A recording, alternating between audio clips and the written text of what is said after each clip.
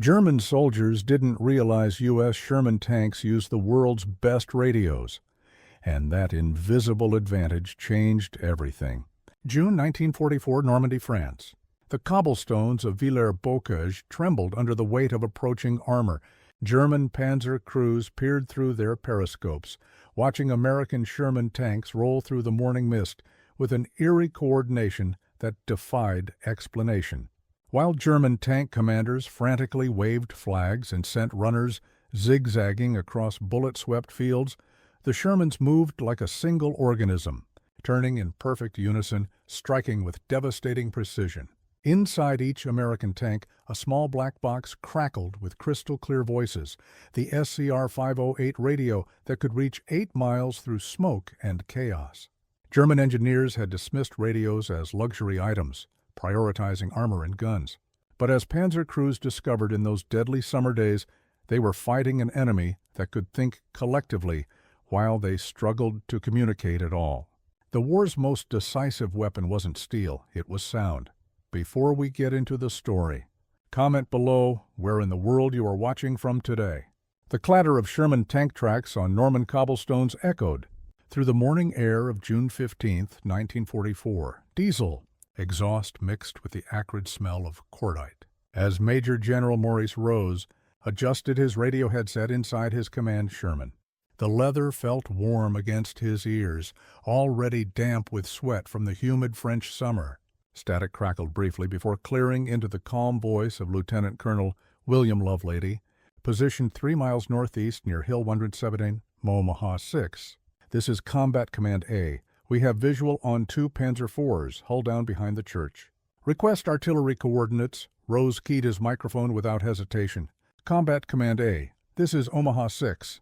Fire mission approved. Shifting Baker Battery to your target now. Within 90 seconds, American artillery shells screamed overhead, their whistling crescendo ending in thunderous explosions that shook dust from the medieval stone walls. The SCR-508 radio mounted behind. Rose's seat had just coordinated a perfect fire mission across 8 miles of battlefield, a feat that would have taken German commanders 30 minutes of runner relays and flag signals. The Light 3rd Armored Division had landed in France carrying 300 Sherman tanks, each equipped with the most advanced battlefield communication system in the world. Every tank commander could speak directly to his platoon, his company, and his supporting artillery. Every crew heard the same orders simultaneously. Every maneuver unfolded with mechanical precision. 2 miles south, Hauptmann Klaus Weber crouched in his Panzer IV, frantically cranking the handle of his Fu-5 radio set. The vacuum tubes had failed again, the 3rd set this month. Through his periscope, he watched American Shermans wheel into perfect firing positions with impossible coordination. His own tanks scattered like startled cattle, each commander guessing at orders, unable to hear anything beyond the roar of their engines. To the Germans, it seemed the Shermans spoke with one voice. The hammer of industrial presses rang through the sprawling Galvin manufacturing plant in Chicago, Illinois. The date was October 3, 1942, and the factory floor hummed with the controlled chaos of wartime production. Sparks flew from soldering stations where women in blue overalls bent over delicate circuit boards, their practiced hands guiding thin streams of molten metal across tiny resistors and capacitors. The air hung thick with the smell of hot flux and burning wire insulation. Dorothy Kowalski, 23 years old and fresh from a secretarial job downtown, carefully inserted vacuum tubes into wooden crates marked U.S. Army Signal Corps, SCR-300. 6 months ago, she had never seen the inside of a radio. Now she could assemble a complete walkie-talkie in 12 minutes, her fingers moving with the precision of a concert pianist across components that would soon carry American voices across European battlefields. Every set perfect, like called the floor supervisor, his voice barely audible above the din of machinery. Every set tested twice. These boys are counting on us. The numbers told their own story of American industrial might. Galvin Manufacturing, soon to be renamed. Motorola had contracted to produce 50,000 SCR-300 walkie-talkies by December 1943. Western Electric had committed to $80,000 rail race. SCR-508 tank radios. Zenith Radio Corporation added another 40,000 aircraft sets to the growing inventory. In total, American factories would deliver 2.4 million military radios before victory, each one precision-built to specifications that German manufacturers could only dream of matching. The Signal Corps had learned the lessons of dispersed production from Britain's wartime experience. No single factory held all the contracts. No single bombing raid could cripple American radio production. From Motorola in Chicago to Western Electric in New York, from Bendix in Baltimore to Collins Radio in Iowa, dozens of facilities hummed with synchronized purpose. Quality control inspectors moved through the assembly lines with clipboards and testing equipment, subjecting each radio to temperature extremes, moisture tests, and vibration trials that simulated months of battlefield abuse. The SCR-508 tank radios underwent waterproofing tests that submerged them in 3 feet of water for 24 hours. They emerged crackling with clear audio transmission. Raw materials flowed into the factories in quantities that staggered visiting British observers. Copper wire arrived by the ton, shipped from mines in Montana and Arizona that had never known shortage. Silver for contacts came from treasury reserves. Quartz crystals for frequency control originated from Arkansas deposits that seemed inexhaustible. The German radio industry, by contrast, scrounged for copper wire stripped from bombed buildings. Their factories produced fewer than 8,000 military radios per month, less than Motorola manufactured in a single week. Dorothy Kowalski sealed another crate of finished radios, her inspection stamp ensuring that American tank crews would hear each other clearly above the noise of battle. The wooden box would travel by rail to the port of New York, then by Liberty ship across the Atlantic, finally reaching a Sherman tank crew in the hedgerows of Normandy. Every finished set in its wooden crate was another battlefield order already halfway across the Atlantic. The acrid smell of burned electrical wiring drifted through the turret of Hauptmann Hans von Luch's Panzer IV as his radio operator frantically replaced another failed vacuum tube. The date was July 8, 1944, and the 21st Panzer Division found itself trapped in the killing fields south of Caen, cut off from higher command by a communication breakdown that had lasted 6 hours. Von Luch pressed his eye to the commander's periscope, watching dust clouds mark the advance of American Sherman tanks 2 kilometers to the east. His own Panzer company was scattered across 3 villages, each commander operating independently, unaware of the other's positions or intentions. The Fu-5 radio set that should have connected them lay silent, its delicate components victim to the constant vibration of tank movement over rough terrain. A runner appeared at the tank's side, a young corporal whose field gray uniform was soaked with sweat and torn by brambles. He had sprinted nearly a mile through artillery fire to deliver orders that were already 20 minutes old. "Herr Hauptmann?" the boy gasped. "Second platoon reports American tanks approaching from the northwest. Third platoon requests permission to withdraw from Hill 104. By the time von Luch could respond, the tactical situation had changed completely. American Shermans had already overrun 2nd Platoon's position, their commanders coordinating the assault through radio networks that never failed, never hesitated, never left German opponents time to react. The German army had entered the war with magnificent tactical doctrine and superbly trained officers, but it had fatally underestimated the importance of battlefield communications. While American factories mass-produced standardized radio sets by the hundreds of thousands, German manufacturers struggled to deliver a few thousand custom units to specialized requirements. AEG and Telefunken, Germany's premier electronics firms, had their production facilities scattered by Allied bombing raids.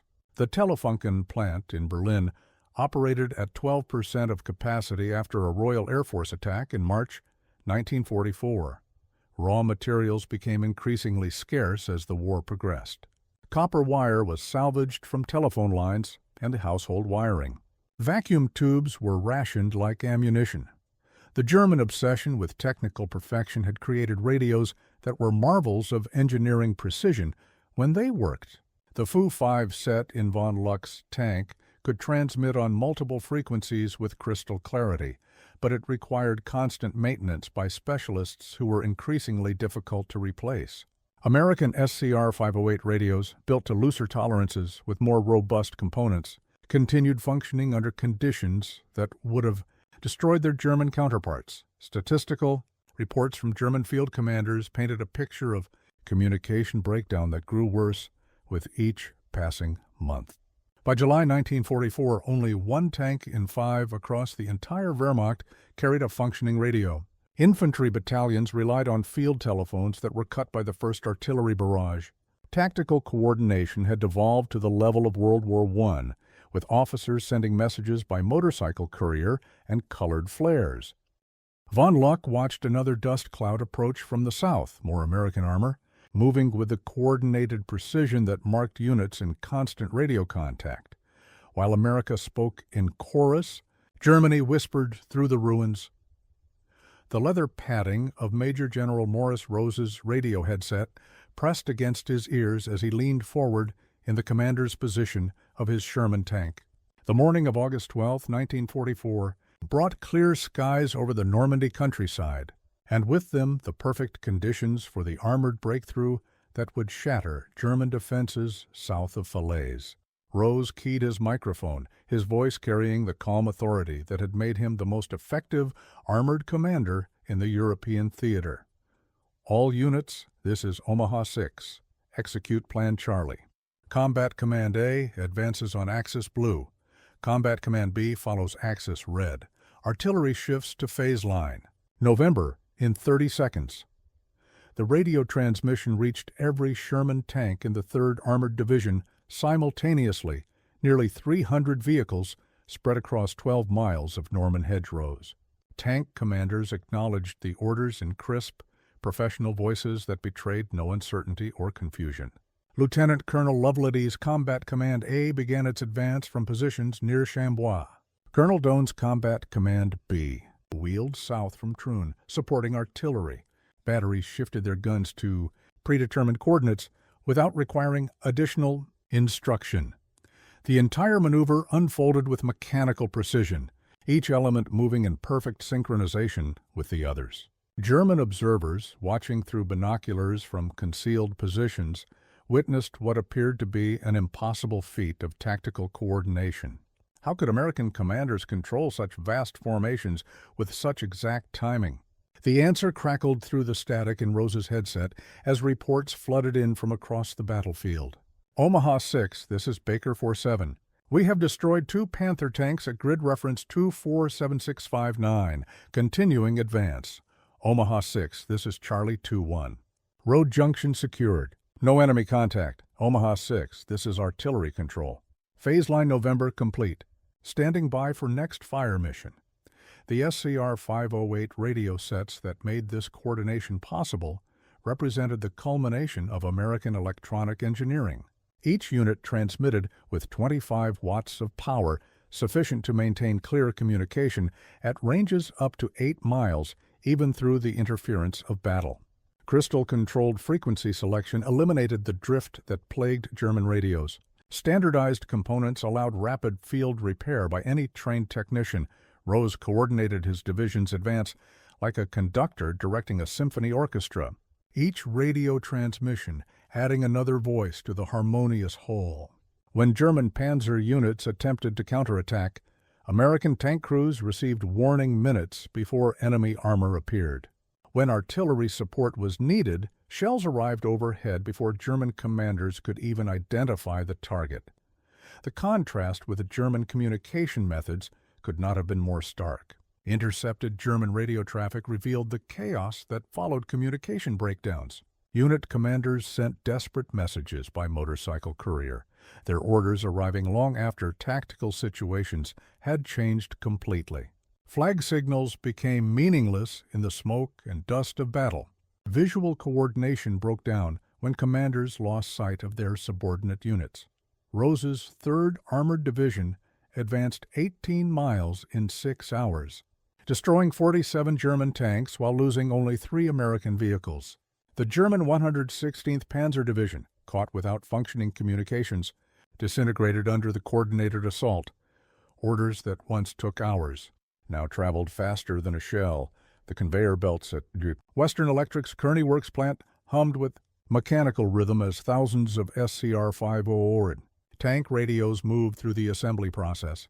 The date was January 15, 1943, and the factory floor stretched across 12 acres of industrial space devoted entirely to military electronics production.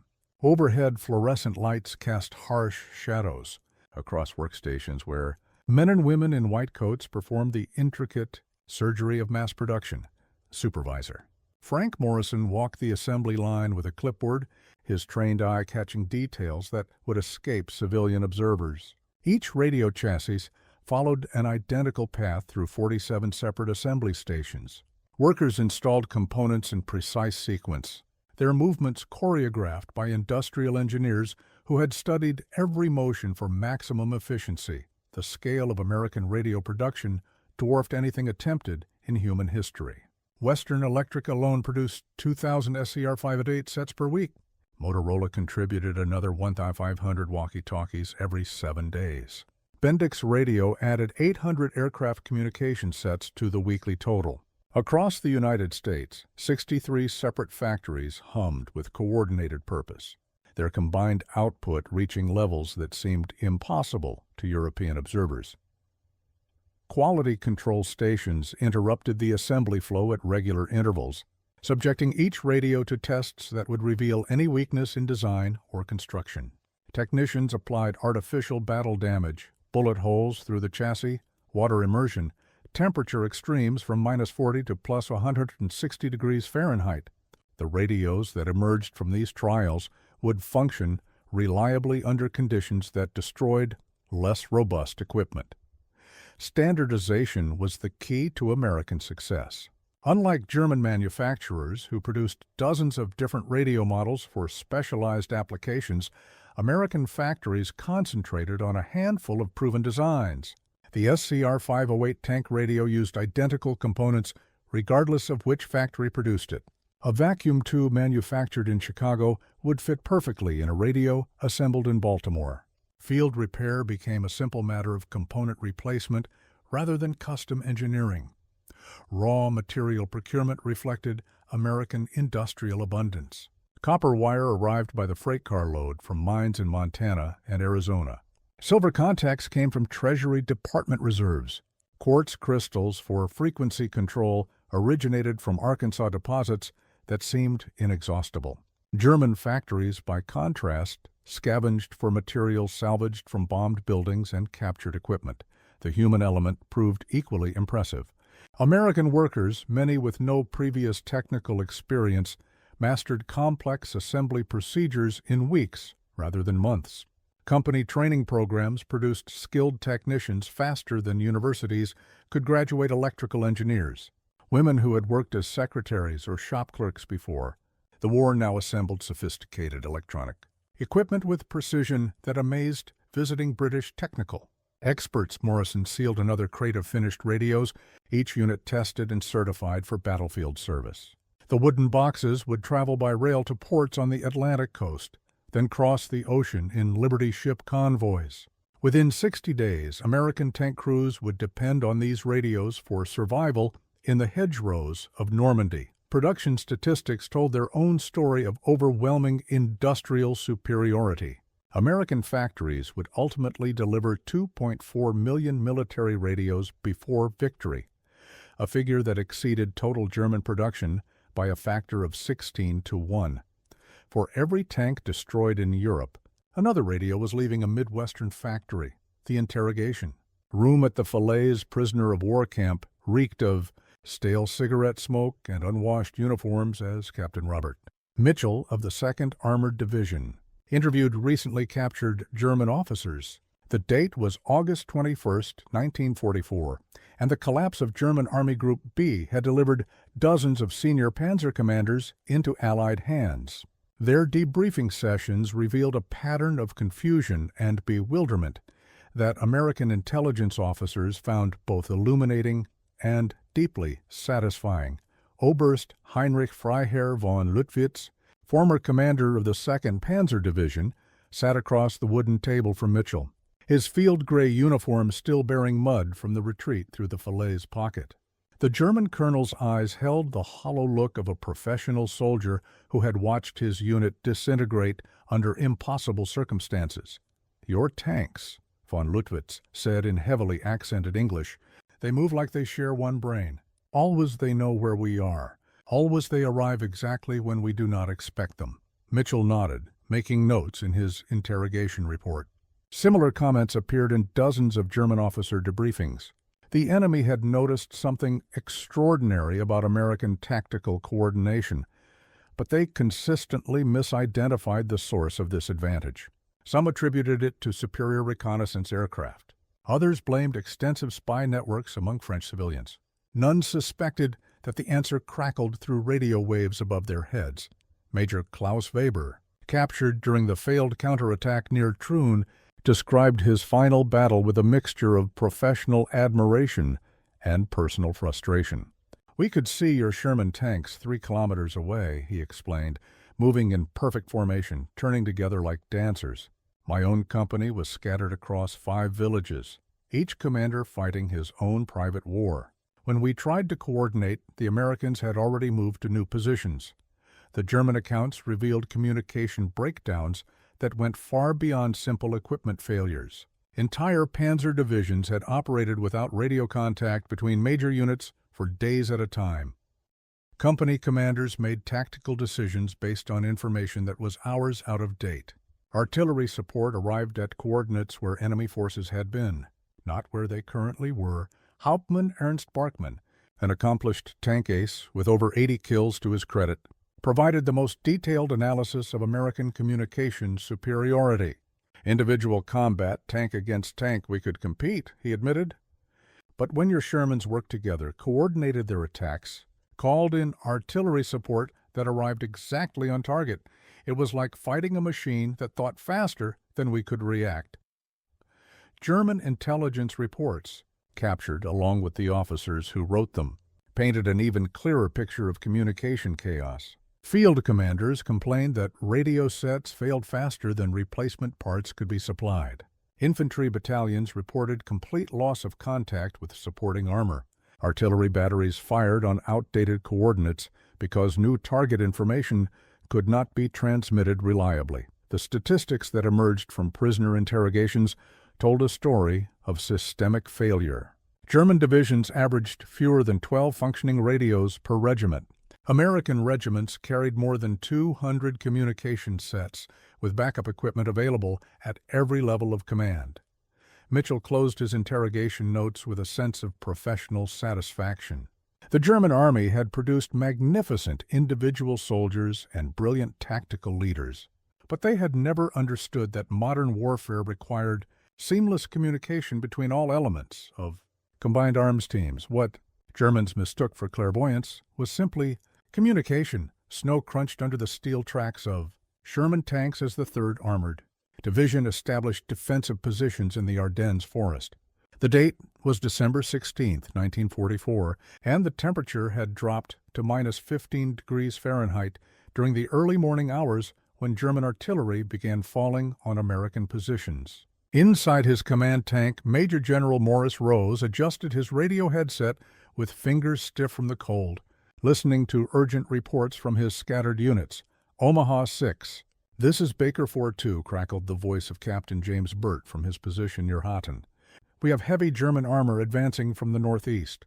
Estimate 2 companies of Panthers and Mark IVs.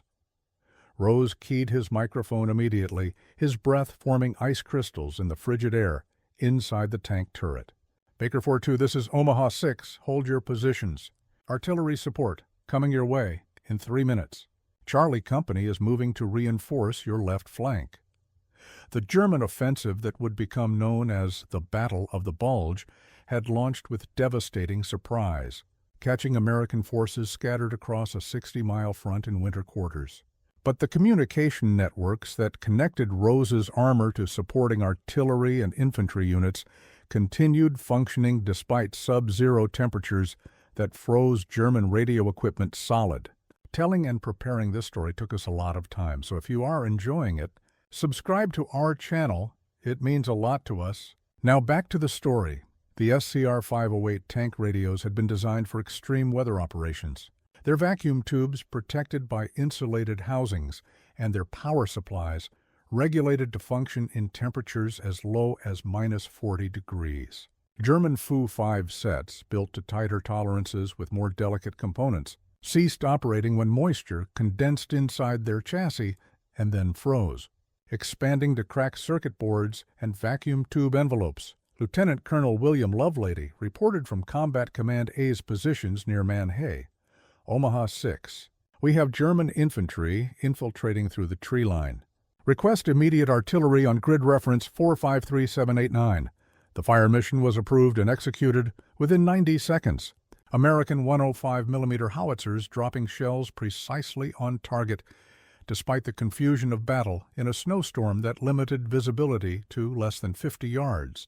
German commanders operating without reliable radio communication could not coordinate counter-battery fire against the American guns. Throughout the day, Rose coordinated the defense of his sector through constant radio communication with subordinate commanders. Tank platoons reported German movements before enemy forces could achieve tactical surprise. Artillery observers called in fire missions that disrupted German assault formations before they could reach American positions. Supply convoys received updates on route conditions that allowed them to avoid German roadblocks. The contrast with German communication methods became apparent through intercepted radio traffic and prisoner interrogations. German commanders sent orders by motorcycle courier through snow-covered forest roads where American fighter aircraft strafed any moving vehicle. Flag signals became useless in the blowing snow and early winter darkness. Unit coordination broke down as companies lost contact with their parent battalions. Despite achieving tactical surprise and numerical superiority in several sectors, German forces could not exploit their initial success. Panzer spearheads advanced beyond the range of their supporting artillery. Infantry attacks proceeded without tank support because commanders could not coordinate combined arms operations. Supply columns became lost in the forest maze of unmarked logging roads. The American radio networks that connected Rose's tanks to Corps artillery and air support proved decisive in containing the German breakthrough. Even as the forest closed in, American voices reached through the storm. Even as the forest closed in, American voices reached through the storm. Marie-Claire Dubois pressed her face against the stone cellar wall of her farmhouse near Villers, France, as Sherman tanks rumbled through the courtyard above her head. The date was August 4, 1944, and the liberation of her village had arrived with the methodical precision that marked American military operations. Through the narrow cellar window, she could see the olive-drab hulls of the tanks, their radio antennas swaying gently as they moved into defensive positions. The sound that fascinated her most was not the rumble of diesel engines or the squeak of steel trackpads on cobblestones. It was the constant chatter of American voices carried through the open hatches of the tanks. Calm, professional voices coordinating movements with an efficiency that she had never heard from German occupiers during 4 years of brutal rule. Charlie 6, this is Charlie 2-4. We have the church secured. No enemy contact. Moving to phase line blue. Roger, Charlie 2-4. Be advised, we have friendly artillery shifting to grid 247891 in 60 seconds. Marie-Claire spoke enough English, learned in school before the war, to understand that the Americans were coordinating their advance through her village with mathematical precision. Every tank commander knew exactly where his supporting units were positioned. Every movement proceeded according to a plan that eliminated confusion and minimized the destruction that had characterized German retreats. Her neighbor, Henri Leclerc, emerged from his own cellar to stand beside her in the courtyard. "Listen to them," he whispered in rapid French. They talked to each other constantly.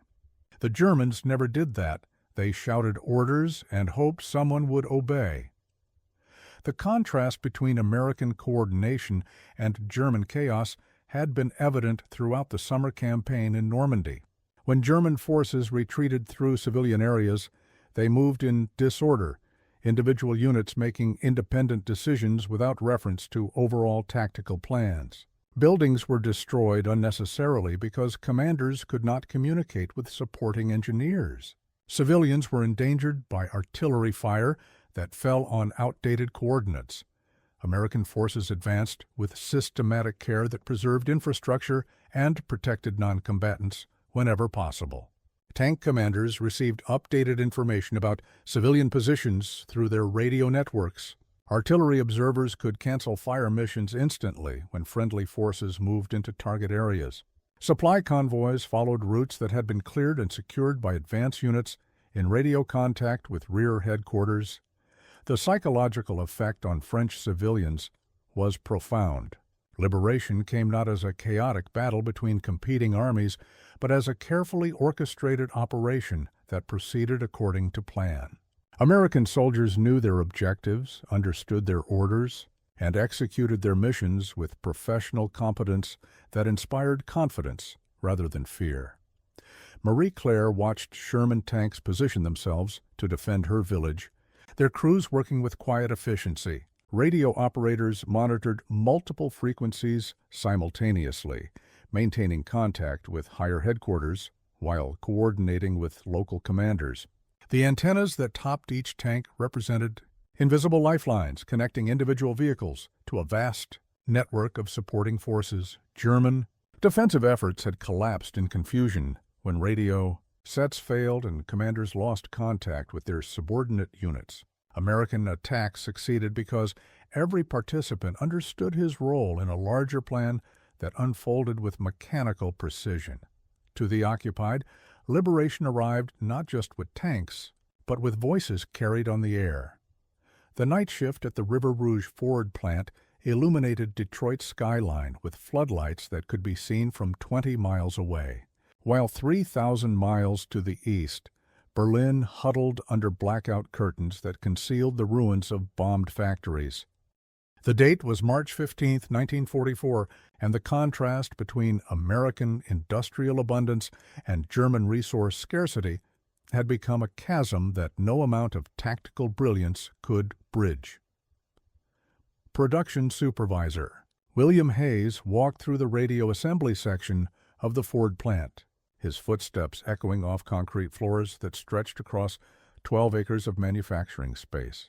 The company had converted 2 complete automobile assembly lines to military electronics production, their conveyor systems now carrying SCR 508 tank radios instead of passenger car components. The scale of American industrial mobilization continued to astonish visiting British and Soviet observers who had never imagined such concentrated productive capacity. Every 8 hours, the River Rouge plant shipped 300 completed radio sets to the port of Detroit, where Great Lakes freighters carried them to Atlantic coastal ports for transshipment to Europe. Similar scenes played out across the American industrial heartland. Motorola's Chicago facilities operated around the clock, their workers changing shifts every 8 hours, but never allowing production to stop. Western Electric's Kearney Works maintained output levels that exceeded the total radio production of Germany, Italy, and Japan combined. The raw materials that fed American radio production came from mines and refineries that seemed inexhaustible to wartime planners. Copper arrived by freight train from mines in Montana and Arizona, where deposits would last for decades at current extraction rates. Silver for electrical contacts came from Treasury Department reserves that totaled more than 40,000 tons. Quartz crystals for frequency control originated from Arkansas mines that had barely been scratched by wartime demand. 3,000 miles east, German radio production struggled with shortages that grew worse with each passing month. The AEG plant in Berlin operated at 12% of capacity after repeated Allied bombing raids. Telefunken's Munich facility had been relocated to underground workshops where production rates fell to a fraction of peacetime levels. Raw materials became so scarce that German engineers designed radios using aluminum, chassis, and ceramic components salvaged from bombed buildings. German military radio. Production for the entire year of 1944 totaled fewer than 85,000, Units less than American factories produced in 6 weeks. The statistical comparison was even more devastating when analyzed by production efficiency. American workers produced 1 military radio every 2.3 man-hours of labor. German production required an average of 18.7 man-hours per unit, reflecting both material shortages and the disruption caused by constant air raids. Quality control represented another American advantage that German manufacturers could not match. Every SCR 508 radio underwent systematic testing that subjected it to temperature extremes, moisture exposure, and vibration levels that simulated months of battlefield use. American radios that failed quality control tests were scrapped rather than shipped, ensuring that frontline units received only fully functional equipment. The production statistics that accumulated in Washington warehouses told the story of industrial warfare with brutal mathematical precision. American radio output for 1944 exceeded German production by a ratio of 28-1. In the contest of wires and circuits, the arsenal of democracy spoke louder. The surrender ceremony took place in the rubble-strewn courtyard of a bombed church near Paderborn, Germany, as spring sunlight filtered through the skeletal remains of the Gothic spire. The date was April 8, 1945, and Oberst Hans von Luck, former commander of the 125th Panzer Grenadier Regiment, stood before Colonel Maurice Rose with the formal dignity that marked German officer traditions even in defeat. Von Luck's field gray uniform bore the dust and stains of the final retreat across central Germany, his unit having fought a series of delaying actions against overwhelming American forces that seemed to anticipate every German tactical move. As he handed over his sidearm and maps to Rose, the German colonel's mind wrestled with questions that had haunted him throughout the final months of the war. "Your coordination," von Luck said in careful English, his voice barely audible above the distant rumble of American armor advancing toward the Elbe River. "How did you always know where we would be?" Rose accepted the German officer's surrender with the professional courtesy that American commanders extended to defeated enemies. But he could not resist explaining the communications advantage that had made German tactical skill irrelevant. "Every tank in my division can talk to every other tank," Rose replied. "Every commander knows what his neighbors are doing. When you moved, we moved faster because we moved together." The final collapse of German resistance had been accelerated by communication failures that left entire divisions fighting in isolation. Panzer units advanced without infantry support because commanders could not coordinate combined arms operations. Artillery batteries fired on outdated coordinates because target information could not be transmitted reliably. Supply convoys became lost on roads that had been cleared hours earlier because route information never reached rear area commanders. American forces advanced across Germany with the systematic efficiency that characterized operations supported by comprehensive radio networks. Tank spearheads maintained constant contact with supporting artillery and tactical air controllers. Infantry battalions coordinated their attacks through communication nets that connected them to armor and engineering units. Supply operations proceeded according to schedules that were updated hourly through radio. Reports from forward elements, the statistical analysis of German communication capabilities, painted a picture of systemic failure that had worsened throughout the war. By April 1945, entire German battalions operated with fewer than 3 functioning radios. Division headquarters often lost contact with subordinate regiments for days at a time. Corps-level coordination had broken down completely in many sectors as communication equipment failed faster than replacement. Parts could be supplied. Von Luck's regiment had begun the war, with nearly 200 radio sets distributed among its various companies and support units. By the time of surrender, only 7 radios remained in working condition, forcing commanders to rely on motorcycle couriers and visual signals that proved useless in the chaos of retreat. Psychological impact of communication, superiority had been as devastating as its tactical effects. German soldiers fought with the knowledge that their enemies possessed some indefinable advantage that allowed perfect coordination across vast distances. American units seemed to think collectively, while German forces struggled to maintain contact between adjacent companies. The Reich fell not only to steel, but to sound. The statistical summary report stacked 3 feet high on Colonel James Crawford's desk at Signal Corps headquarters in Washington told the story of American victory through numbers that seemed to defy belief. The date was June 15, 1945, and the final accounting of wartime radio production revealed industrial achievements that had redefined the relationship between technology and military power. Crawford opened the top folder of the massive compilation, his eyes scanning production figures that represented the transformation of American industry from peacetime consumer goods to military supremacy. The numbers told their own story with mathematical precision that left no room for debate about the sources of Allied victory. Total American military radio production 24,350 units delivered between December 1941 and May 1945. The figure represented more communication equipment than the combined output of Germany, Italy, and Japan throughout the entire war. Individual categories broke down into subcategories that revealed the scope of American industrial mobilization. 847,000 SCR-300 walkie-talkies, 582,000 SCR-508 tank radios, 394,000 aircraft communication sets, and hundreds of thousands of specialized units for artillery, naval, and headquarters applications.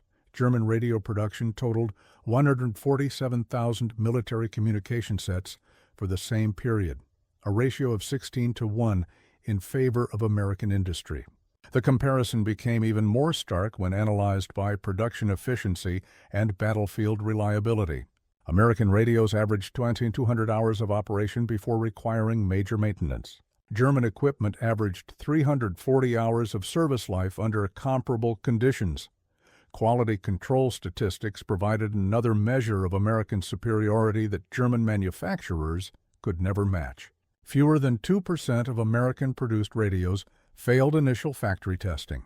German rejection rates exceeded 23% by 1944, reflecting both material shortages and the disruption caused by strategic bombing campaigns against electronics manufacturing facilities. The geographic distribution of American production demonstrated the advantages of dispersed industrial capacity that no enemy bombing campaign could cripple. 63 separate facilities contributed to military radio output, spread across 31 states from Maine to California. The largest single producer, Motorola's Chicago operation, accounted for less than 8% of total output, ensuring that no single attack could significantly reduce American communication capabilities. Raw material consumption figures told their own story of abundance versus scarcity. American radio production consumed 23,000 tons of copper wire, 1,400 tons of silver for electrical contacts, and 890 tons of quartz crystals for frequency control. German radio manufacturers struggled to obtain 300 tons of copper wire annually by 1944, forcing engineers to design equipment using aluminum conductors that reduced performance and reliability. Labor. Productivity statistics revealed another American advantage that reflected superior training, programs, and standardized manufacturing processes. American workers produced one military radio every 2.3 man-hours of labor. German production required an average of 18.7 man-hours per unit, a disparity that reflected both material shortages and the constant disruption of air raids against manufacturing facilities. The human cost of communication superiority appeared in casualty statistics that showed American units suffering 30% fewer losses than comparable forces, equipped with inferior radio equipment. Clear communication reduced friendly fire incidents, improved artillery accuracy, and accelerated medical evacuation. Procedures that saved thousands of American lives. Behind every victory lay columns of numbers written in copper and code. The bronze memorial plaque at the Patton Memorial Museum in Fort Knox, Kentucky, gleamed under fluorescent lights as visitors examined the display case containing Major General Maurice Rose's personal SCR-508 radio headset. The date was November 11, 1985, 40 Years after the end of World War I, and the museum had assembled an exhibit honoring the communication revolution that had shaped modern warfare. Rose's headset, donated by his family after his death near Paderborn in March 1945, represented more than a piece of military equipment. It symbolized the invisible weapon that had given American forces their decisive advantage over technically proficient but poorly coordinated enemies. The leather ear cups, worn smooth by thousands of hours of battlefield use, had carried the voices that coordinated armored breakthroughs across France and Germany. Museum curator Dr. Sarah Mitchell led a group of retired tank commanders through the exhibit, her presentation weaving together technical specifications and personal memories from men who had served in Sherman tanks during the European campaign. General Rose understood that modern warfare required more than individual courage, she explained. It demanded seamless coordination between all elements of combined arms teams. The visitors nodded as they examined radio components. That had seemed miraculous in 1944, but appeared primitive by 1985 standards. Vacuum tubes the size of light bulbs had been replaced by transistors smaller than fingernails. Crystal-controlled frequency selection had given way to synthesized circuits that could change channels instantly. Yet the fundamental principle remained unchanged. Military success belonged to forces that could communicate most effectively across the chaos of battle. Colonel Robert Hayes, who had commanded a Sherman tank in Rose's 3rd Armored Division, studied the radio display with the intense focus of a man revisiting his youth. "We never thought about it at the time," he said quietly. "The radios just worked. We could talk to anybody, anywhere, anytime. It never occurred to us that the Germans couldn't do the same thing." The post-war legacy of American radio superiority extended far beyond military applications. Motorola, which had produced walkie-talkies for infantry units, became a pioneer in civilian mobile communications. The company's engineers applied wartime lessons in miniaturization and reliability to develop the first practical cellular telephone systems. Frequency hopping techniques, originally developed for secure military communications, evolved into spread-spectrum technology that enabled modern wireless networks. The display case also contained captured German radio equipment that illustrated the technological gap that had doomed Axis forces to defeat. A German Fu-5 tank radio, remarkably sophisticated in its engineering design, had required constant maintenance by specialized technicians who became increasingly difficult to replace as the war progressed. Its vacuum tubes, manufactured to precise tolerances, could not withstand the vibration and temperature extremes that American radios absorbed. Routinely, statistical panels surrounding the display told the story through numbers that still seemed incredible for decades after victory. American radio production had exceeded German output by ratios that ranged from 16 to 1 for tactical equipment to 47 to 1 for strategic communication systems. The exhibit's final panel contained a quote from Rose himself, recorded during a 1944 interview with war correspondents. "The Sherman tank is remembered for its steel, but its true edge was the invisible voice inside." If you enjoyed the story I pick this next story that you will enjoy. Please don't miss this one. Click here to watch it.